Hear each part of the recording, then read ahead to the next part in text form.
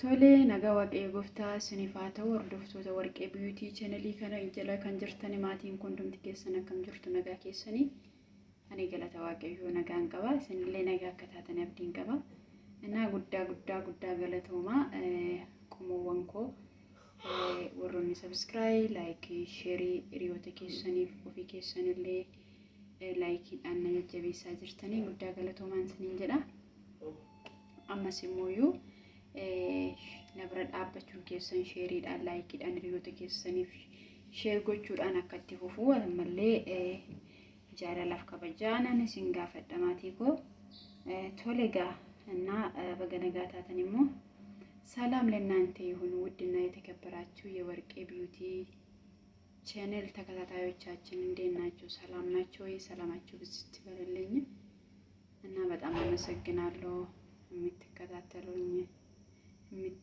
የምትበረታቱኝ በጣም አመሰግናለሁ እላችኋለሁ እና አሁንም ቤት ላይ ጎራ በሉና ሼር ሰብስክራይብ ለጓደኞቹ አድርጉ ብዬ ጥሬን አስተላልፋለሁ ይሄ ሁሉ ስለምታደርጉ ደግሞ በጣም ነው የሚያመሰግነው አመሰግናለሁ ኢትዮጵያውያን ኤርትራውያን ሁላችሁንም እንደውም ጓደኞቼ እዚህ ያላችሁ የሥራ ዳራቦቼ ሁሉ በጣም አመሰግናችኋለሁ እላችኋለሁ ዛሬ ደግሞ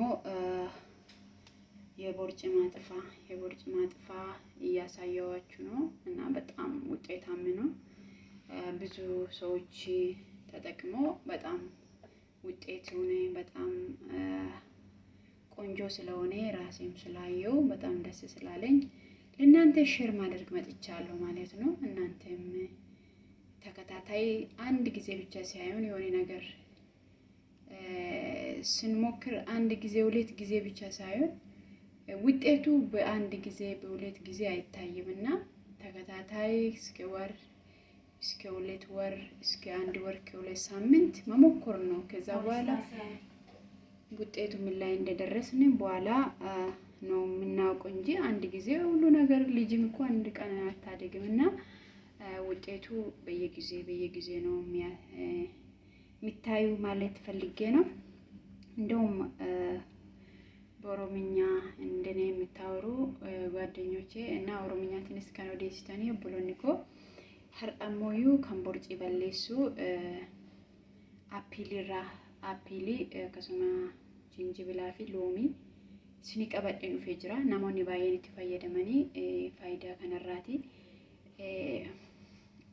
waa baay'ee bu'aa qabeessa arganiiru waan ta'eedhaaf isinillee itti fayyadamtanii baay'ee yeroo tokko qofa miti yeroo tokkoon waan tokkollee hin argamu dhiisuu danda'a jireenya keessatti yeroo tokko mana barumsaa keessa yoo barachaa jiraanne yoo kufne lammaffaa bireegeres hin kufnaa otoo hin taane deebinee yoo isa baranaa caalarra fooyyoo qo'anne hin dabarraa jechuudha kutaattaa nutti akkasumallee ውጤት tokko yookiin immoo yoo hojjennee bu'aa tokko bira ga'uufis wanta barbaanne sana argachuuf dhama'in sanu barbaachisu yookiin itti deddeebinee hojjechuu nu barbaachisu waan ta'eef kanas immoo itti deddeebinee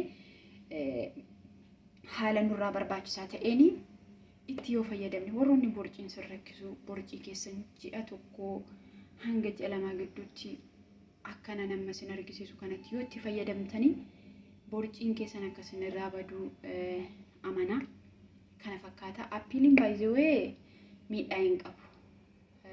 miidhaa hin qabu baaksaayidis ta'e waa tokkollee kan namarra geessisu hin jiru appiilirraa qorichoota hedduutu hojjetama qorichoota namoota baay'eedhaaf fayyina ta'e dhukkuboota garaagaraaf faayidaa qabeessa yookiin hin fayyisa jedhamee jiru appiilirraati baay'eensaa kan hojjetamu appiiliin biyya keenya keessatti illee baay'ee guddee kan ta'edha jechuudha asuma biyya ambaa keessattiyyuu appiiliin muduraa fuduraa warra kaanirraa gatiinsa ol kaa'aadha jechuudha kan argan dubbadhee wanta amma hojjetamu kan baay'ee appiilii tokko qofaan fayyadame appiilii kana akkasumallee jinjibila kanarraa gimmaasha jinjibila kana loomii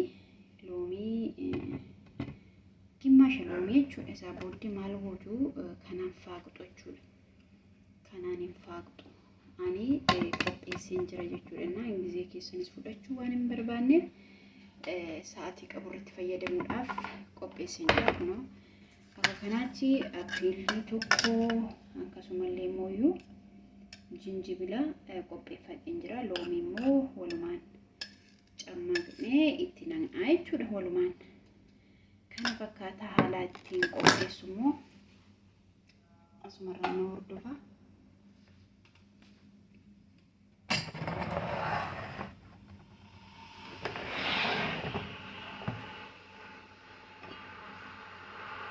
Hordofa appiloota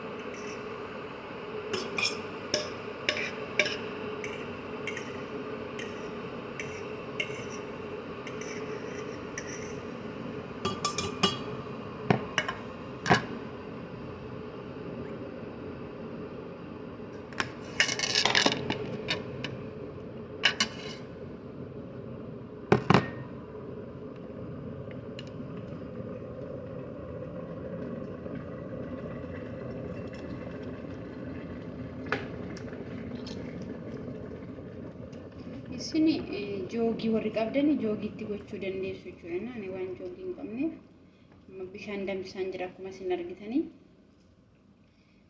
Appiliin faaqe sana mafaaqa kaarotii beektu waan ta'eef mafaaqa kaarotii dinnicha waan garaagaraa itti faaqnu mafaaqa jechuun kanadha.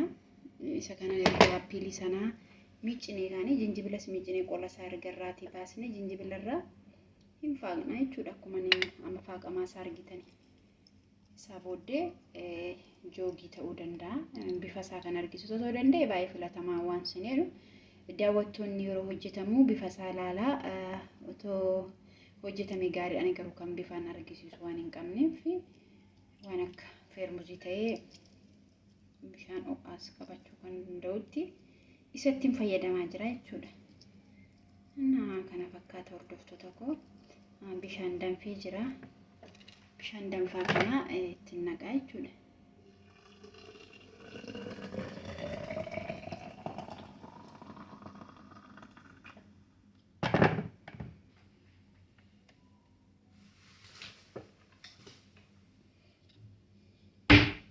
Loomis kun akkuma isin argitanii kana cuunfeen jira.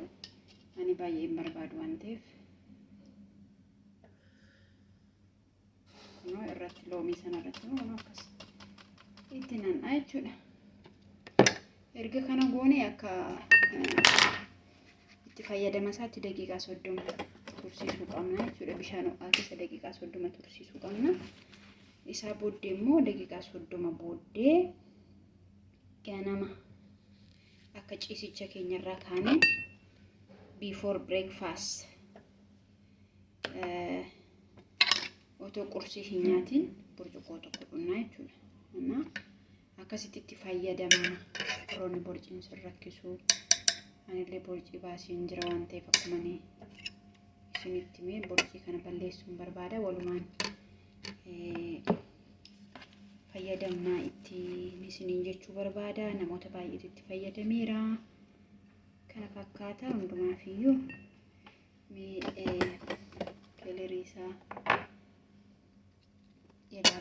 sin ilaalchisuudhaaf garuu akka turtiisatti daqiiqaa 30 turamuu qaba. Ganama ciisicha keessanii kaatanii ilkaan keessa rigattanii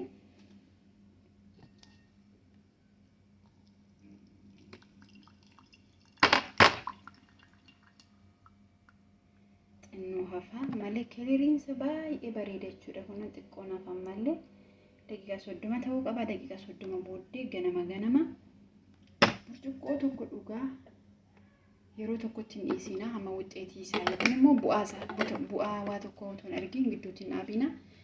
Inna amma ji'a tokko amma ji'a torbe lamaatti fayyadama. Viidiyoon koo har'aa kana fakkaata. Inna waan na bira turtaniif galatooma. Thank you guys for watching my video. Thank you so much. Also diet this apple and the lemon, also ginger before breakfast morning. Ginger, apple and the lemon mix well, warm water, drink 1 cup before breakfast. 1 month, after 1 month, 2 weeks, continue drink. After that, flag stomach your sorry obboloota koo kanarra ingiliffaan sana jalaa badee jira. Na obboloonni na hordofan as keessa waan jiraniif ingiliffaa caccabsuu barbaadeen jira. Galatooma turtii gaarii viidiyoo biraatiin ammoo walitti deebina.